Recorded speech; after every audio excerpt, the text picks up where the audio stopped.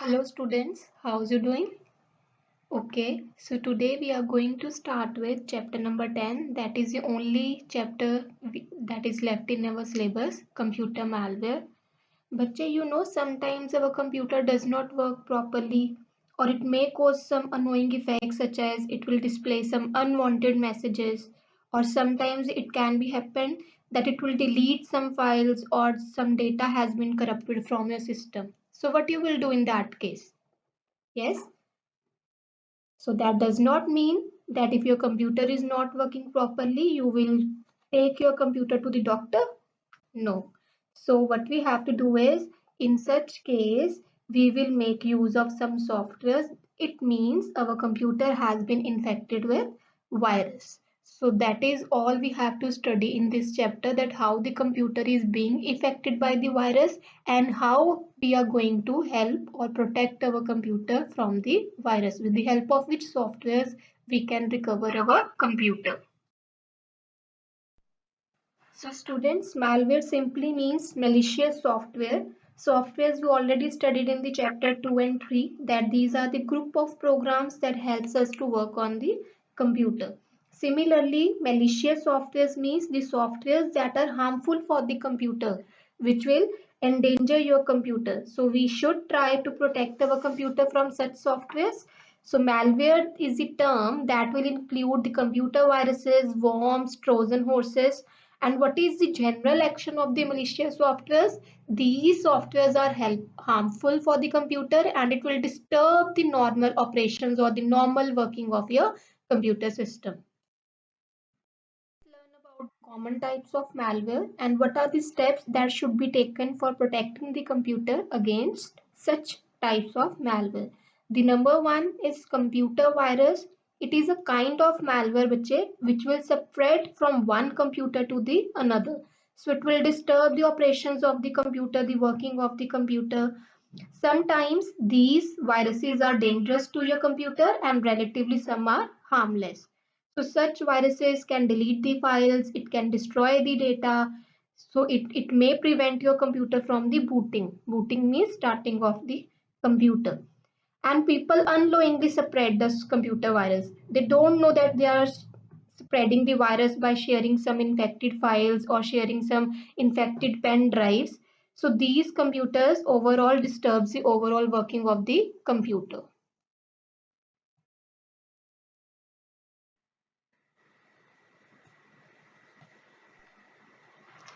A computer virus is attached to the small pieces of computer code, a computer software or the documents.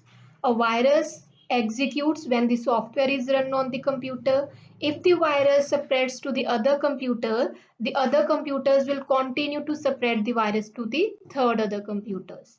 The virus is transferred to another through the emails, to the file transfers and the instant messaging. So students, the next type of malware is worm.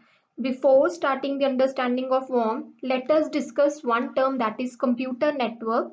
What is computer network? It is formed when two or more computers are connected together. That means when two or more devices, either the devices can be computers, laptops. So when they're connected together, the computer network is formed. And worm is a kind of malware that uses computer network to send the copies of itself to another computers on the network. A virus requires human actions such as transferring the files to spread itself. But what does the worm need for spreading? The worms need the computer network for spreading and without any human involvement. So it means it will replicate without the knowledge of the user. Worms can cause severe damage or harm to the network. So what it will do? It will block the network and reduce the network speed. Worm is a self-replicating program that is harmful to the networks. Self-replicating means it will repeat itself, it will replicate, it will create the duplicate copy of itself. It will uses the network to duplicate the coding to the host, to the source computer on the network without the human involvement.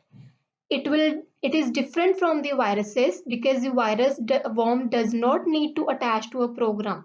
to infect to the source computer, to the starting computer.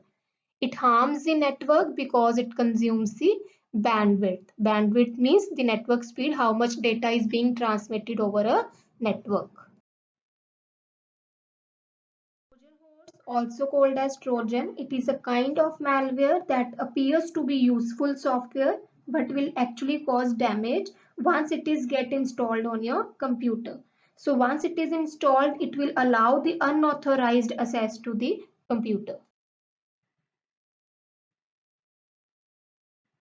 As we studied, Trojans allow unauthorized access to the computers, so therefore they are very dangerous as they allow your computer to remotely controlled by someone else. So this means your computer will be controlled by the other parties, and this may lead to the loss of personal and the sensitive information. Sensitive information means confidential information such as your usernames and passwords. The next topic is symptoms. As you know, बच्चे, viruses can pose serious threat to the data that is stored on the computer. A virus can affect the computer in different ways.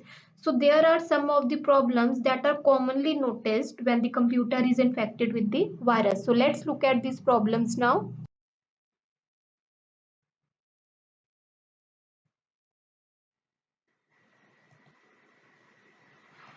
Number one, the computer will run slower as comparatively to the earlier it was running. Computer will take long time to load the programs. It will stop responding or it will hang frequently. Your computer is hanging. Computer crashes and it will restart every few minutes. New files keep appearing on the system. The content of various files will get deleted. Unusual and strange messages will appear on your computer screen.